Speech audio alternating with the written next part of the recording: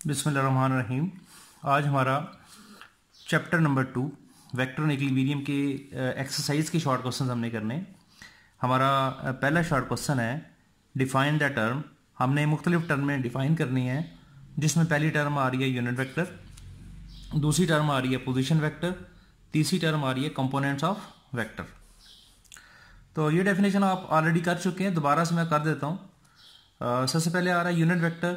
Unit vector क्या होता है? इसके नाम से जाहिर है, यूनिट का मतलब होता है 1। ऐसा वेक्टर जिसकी मैग्नीट्यूड 1 हो। ए वेक्टर हुज मैग्नीट्यूड इज 1। ऐसा वेक्टर जिसकी मैग्नीट्यूड 1 हो इज कॉल्ड यूनिट वेक्टर।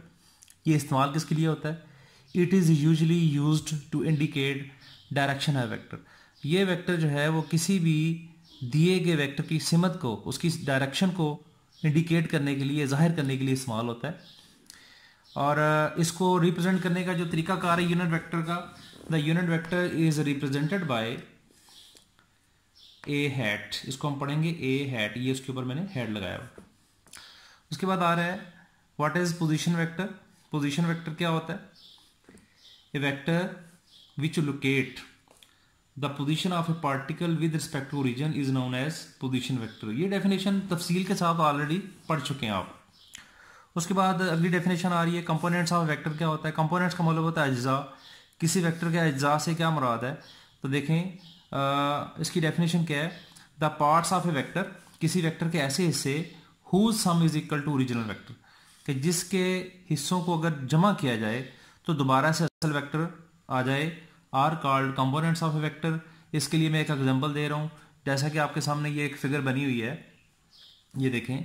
इस फिगर के अंदर ये एक वेक्टर ए है, एक्स वाई प्लेन में ये पड़ा हुआ है, ये वेक्टर ए।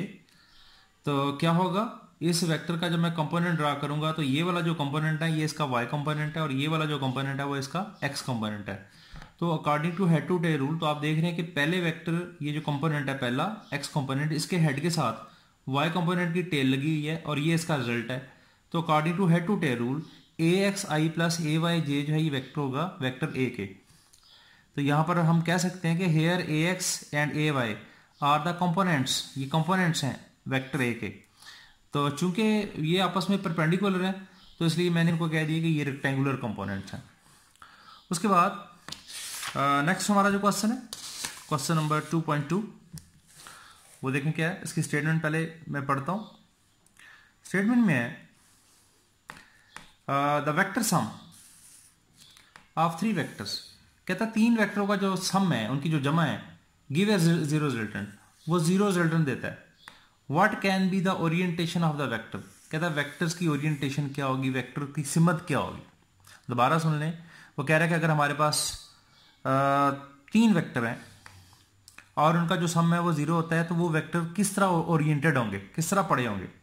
तो आप लोगों ने पढ़ा हुआ है कि जब हमारे पास 3 वेक्टर हैं, बेशक उनकी जो मैग्नीट्यूड है वो इक्वल है या अनइक्वल है, तो होगा ये कि अगर वो मिलकर एक ट्राइंगल बना लें तो उनका जो सम है वो इक्वल 0 होगा। देखें ये वेक्टर ए है रेड कलर का, ब्लू कलर का वेक्टर बी है, और ये ग्रीन कलर का वेक्टर सी है। ये तीनों मिलकर एक ट्राइंगल बना रहे हैं। तो ट्राइंगल चाहे क्वाड्रिलेटरल ट्राइंगल हो या राइट एंगल ट्राइंगल हो, जिस तरह भी हो, बस तीनों वेक्टर मिलकर एक ट्राइंगल बना रहे हो तो उनका जो सम है वो हमेशा 0 होगा। तो यही मैंने लिख दिया आंसर में, vector sum of 3 vectors is 0। कहता 3 वेक्टर का जो सम है वो 0 होगा ओनली कब, when these are represented by 3 side of a triangle. अगर वो किसी ट्राइंगल की 3 साइडों को रिप्रेजेंट करें। तो इसके लिए मैं एग्जांपल देता हूं। For example from triangle O N P, ये जो आपके सामने ट्राइंगल बनाई है ओ एन और पी, यहां से हम क्या देख सकते हैं, vector A plus vector B plus vector C is equal to null vector आएगा। और नल वेक्टर का मतलब है कि ऐसा वेक्टर जिसकी मैग्नीट्यूड क्या होगी 0, मतलब इसका रिजल्ट 0 आ जाएगा। उसके बाद थर्ड क्वेश्चन है हमारा कह रहा है वेक्टर ए लाई, एक वेक्टर है वो लाई कर रहा है in X Y plane, X Y plane में एक वेक्टर है। फॉर व्हाट ओरिएंटेशन, कहता है किस सिमत में, will both of its rectangular component भी नेगेटिव, कि इसके जो दोनों रेक्टेंगुलर कंपोनेंट है वो नेगेटिव हों। For what orientation will its component be opposite sign, opposite sign का मतलब है पॉजिटिव हो। दोबारा सुन लें, एक वेक्टर है वो एक्स वाई प्लेन में लाई कर रहा है, पूछा ये जा रहा है कि किस क्वाड्रेंट में या किस ओरिएंटेशन में उसके दोनों कंपोनेंट नेगेटिव होंगे और किस ओरिएंटेशन में उसके जो दोनों कंपोनेंट है वो नेगेटिव का अपोजिट साइन मतलब पॉजिटिव होंगे। तो भाई ये देखें आपके सामने एक शक्ल है, ये मैंने रेक्टेंगुलर कोऑर्डिनेट सिस्टम बनाया, उसमें मैंने ग्रीन कलर का ये वेक्टर ए लिया और इसको मैंने लिया फर्स्ट क्वाड्रेंट में। तो मैंने वेक्टर ए के कंपोनेंट जब ड्रा किए तो आपने देखा ये इसका वाई कंपोनेंट है, ये इसका एक्स कंपोनेंट है और दोनों का जो साइन है वो पॉजिटिव है। इसका मतलब है कि अगर कोई वेक्टर जो है वो फर्स्ट क्वाड्रेंट में लाई करे तो उसके दोनों कंपोनेंट पॉजिटिव होंगे।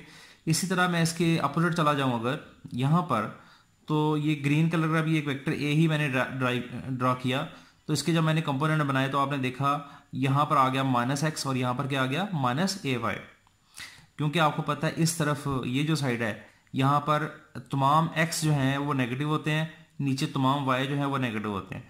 तो यहाँ पर ये जो थर्ड क्वाड्रेंट है इसके अंदर x कंपोनेंट भी नेगेटिव, y कंपोनेंट जो है वो भी क्या हुआ नेगेटिव हो गया। देखे ना, ये आपका फर्स्ट क्वाड्रेंट है, ये सेकंड, ये आपका फर्स्ट क्वाड्रेंट है, ये सेकंड है, ये थर्ड है और ये फोर्थ है। तो आपने देखा कि वेक्टर ए जब थर्ड क्वाड्रेंट में लाई करेगा तो इसके जो दोनों कंपोनेंट हैं वो क्या होंगे वो नेगेटिव होंगे। तो यही लिखा हुआ है, कहता है both component of vector are negative when vector lie in third quadrant, जब वेक्टर किस में लाई करे थर्ड क्वाड्रेंट में लाई करे, and both component of vector are positive, इसके दोनों कंपोनेंट जो हैं वो पॉजिटिव होंगे when it lie in first quadrant, जब वो किस में लाई करे फर्स्ट क्वाड्रेंट में लाई करे। क्योंकि आपने यहां पर पढ़ा हुआ है कि ये जो वर्टिकल लाइन होती है इसके दाएं तरफ सारा का सारा जो एक्स है वो पॉजिटिव होता है, इसके बाएं तरफ सारा का सारा एक्स जो है वो नेगेटिव होता है, और ये जो हॉरिजॉन्टल लाइन होती है इसके अबव सारा का सारा y जो है वो पॉजिटिव होगा और इसके बिलो जो है वो सारा का सारा y क्या होगा नेगेटिव होगा। तो इस क्वाड्रेंट में थर्ड क्वाड्रेंट में x जो है वो नेगेटिव और y जो है वो इसी तरह क्या है नेगेटिव है, इसलिए बोथ कंपोनेंट जो है वो नेगेटिव है, अपोजिट साइन रखते हैं। तो इसलिए हम कह सकते हैं कि थर्ड क्वाड्रेंट में दोनों जो कंपोनेंट है उनका साइन नेगेटिव होगा और फर्स्ट क्वाड्रेंट में दोनों का साइन इसके अपोजिट होगा मतलब पॉजिटिव होगा। इसके बाद अगला क्वेश्चन है हमारा क्वेश्चन नंबर 4। क्वेश्चन नंबर 4 की जो स्टेटमेंट है वो देखें क्या है, कह रहा है if one of the component of vector is not zero. जरा स्टेटमेंट को गौर से आपने समझना है कि अगर किसी वेक्टर का एक कंपोनेंट जीरो ना हो, वैसे तो रेक्टेंगुलर कंपोनेंट काफी सारे हो सकते हैं, अगर मैं रेक्टेंगुलर की बात करूं तो मतलब प्लेन में अगर कोई वेक्टर है तो उसके दो कंपोनेंट होंगे, एक्स कंपोनेंट और वाई कंपोनेंट। तो पूछ रहा है can its magnitude be zero, क्या उसकी मैग्नीट्यूड जीरो होगी। तो इसका आंसर है, देखें हम सबसे पहले देखने ये जाएंगे, चूंकि मैग्नीट्यूड की बात हो रही है तो हम मैग्नीट्यूड का फार्मूला लिखेंगे। वेक्टर ए की मैग्नीट्यूड है ए एक्स का स्क्वायर जमा ए वाई का स्क्वायर, सारे का स्क्वायर रूट आ गया आपके सामने। अब मैं बारी बारी पहले मैं ए एक्स को जीरो करूंगा, फिर मैं बाद में ए वाई को जीरो करूंगा। देखें मैंने लिखा, जो फर्स्ट एग्जांपल मैं यहां दे रहा हूं, मैं कहता हूं if A X is zero, तो इसको पुट करेंगे फार्मूले में, तो ए एक्स की जगह पर मैंने जीरो पुट किया तो आपके पास आ गया जीरो का स्क्वायर प्लस ए वाई का स्क्वायर। इसको मैं सॉल्व जब करूंगा तो स्क्वायर से स्क्वायर रूट खत्म हो गया, तो आपके पास आ गया वेक्टर ए की मैग्नीट्यूड आ गई ए वाई की।